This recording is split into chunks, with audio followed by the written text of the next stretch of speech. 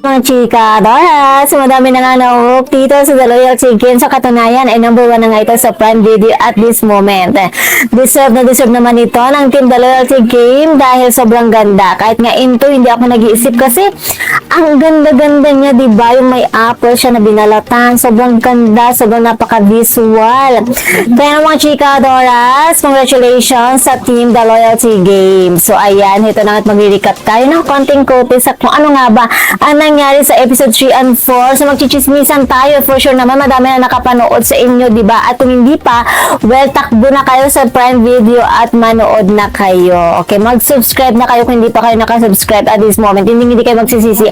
Dahil super worth it.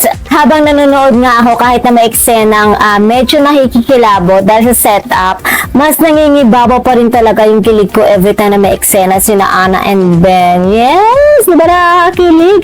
Alam mo yun, yung bang natural sa kanila ang role ng husband and wife. Para sa kanila talaga itong The Loyalty Game. Iba-ibang emosyon ang pinapakita dito ni Miss Jenny.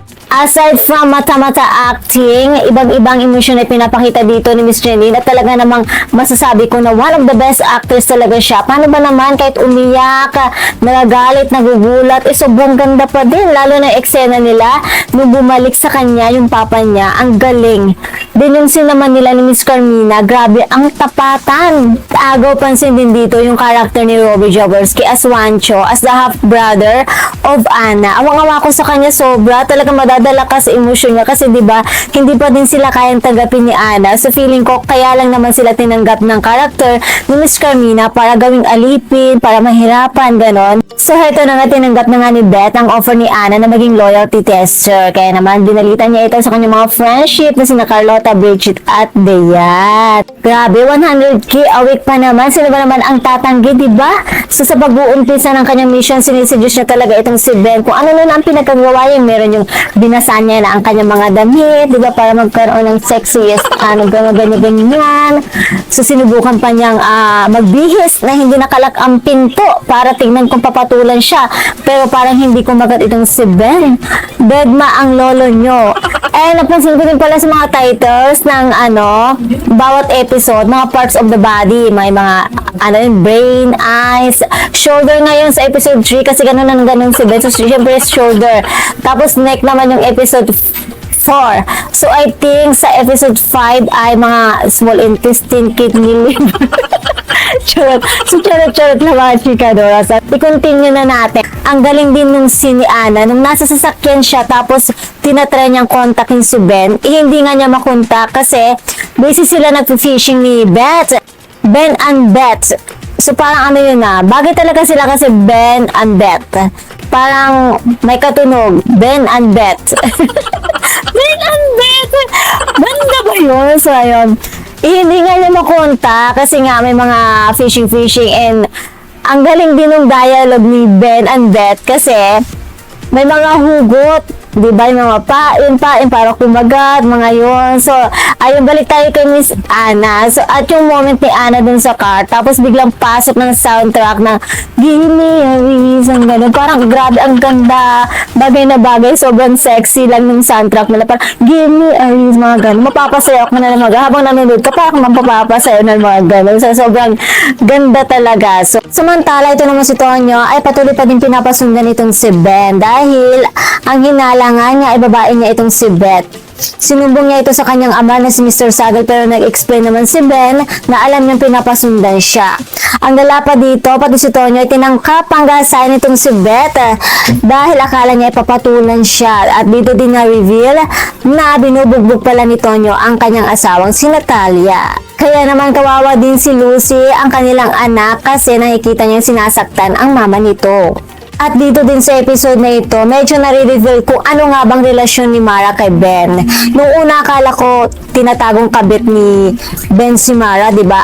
sabi ko, bakit parang kabit lagi si Yasi? Kasi di ba si Yasi, kabit din siya sa Roja. So, tinatago din siya doon.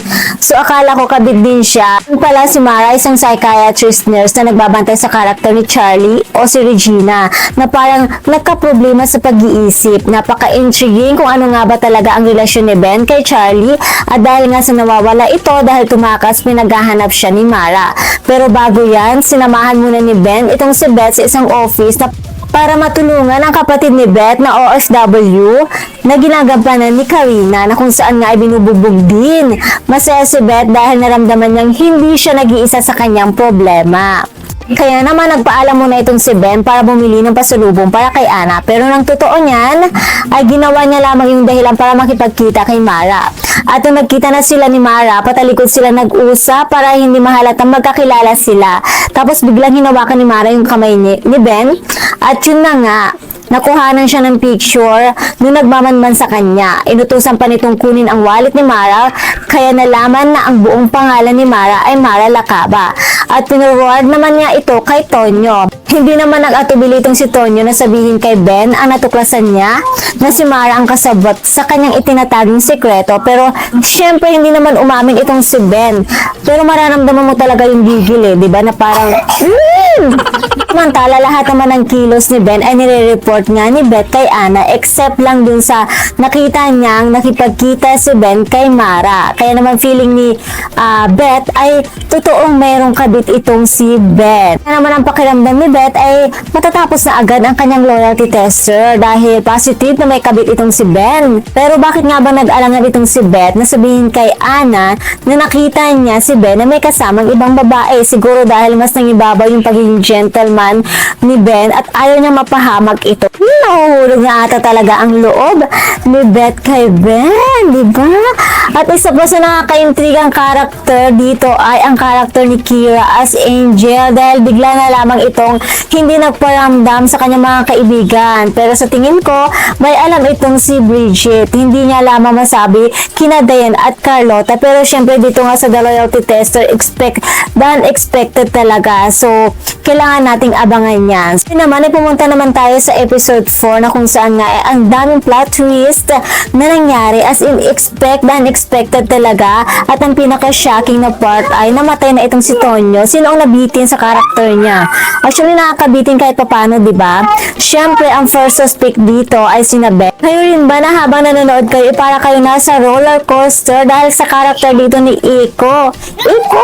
Dahil sa karakter dito ni Eiko, yung feeling na ay parang masama yung karakter dito ni Eiko. Parang masama si Ben. Parang siya yung pumatay. Tapos biglang, ay hindi pala. Tapos, ay siya pala.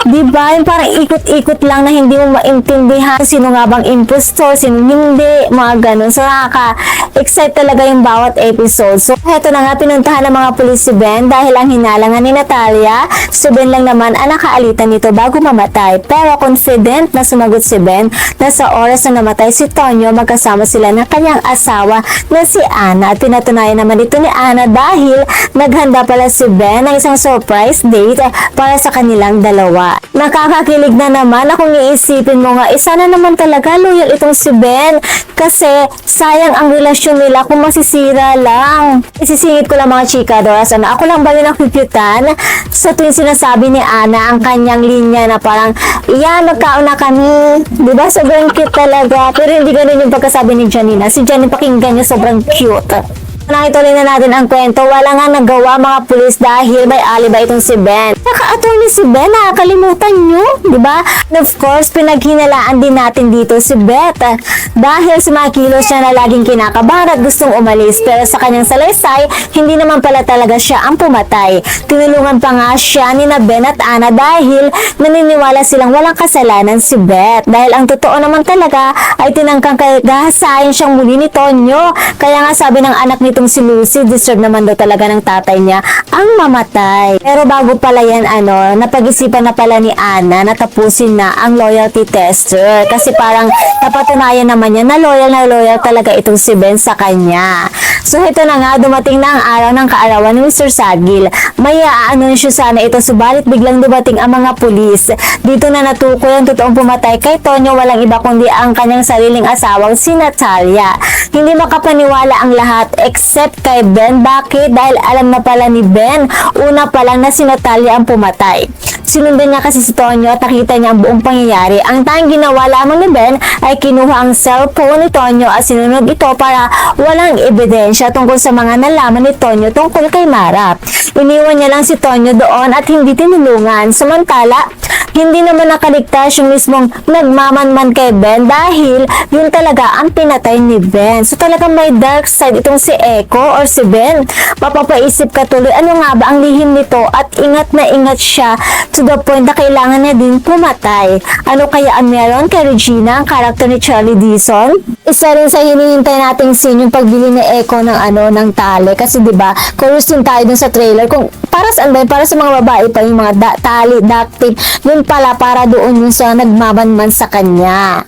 Sobrang nakaka-excite at nakaka-curious talaga, diba? At isa pa sa abangan natin sa next episode, mukhang mahuhulog na ata talaga ang loob ni Beth kay Ben. At mukhang si Anna pa ata ang may kasalanan para magkaroon talaga ng kabit itong si Ben. Parang siya ang nagpalapit ng loob kina Beth and Ben, diba? So, imbis na wala naman talaga itong kabit si Ben, ay nagkaroon tuloy siya ng kabit dahil nga sa The Loyalty Sister na yan.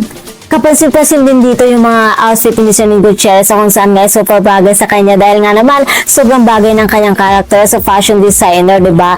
And of course kay Echo na attorney, sobrang bagay din sa kanya na panindigan niya yung kanyang character bilang attorney. Talaga naman akala mo talagang totoo siyang abogado. At dahil nga kung ako din naman kay Beth ay mauhulog din talaga ang lupo kay attorney kasi napaka-gentleman, maasikaso.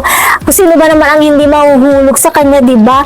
Sa tambay nga lang nahulog na ako kay attorney pa kaya. Kaya naman mga chikadoras, nahulog din ba kayo kay Ben? Kasi ako, oo, hulog na ako kay Ben. Kaya naman dito sa Loyalty, Kaya naman dito sa Loyalty? Ano to? Luya.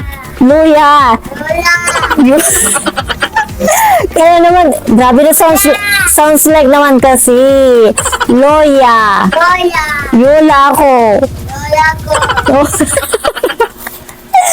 Kaya naman dito sa Loyalty Game, abangan natin kung sino mga imposters, ang mga nagpapanggap, ang mga red flags. Kaya naman chikadoras, abangan natin yan.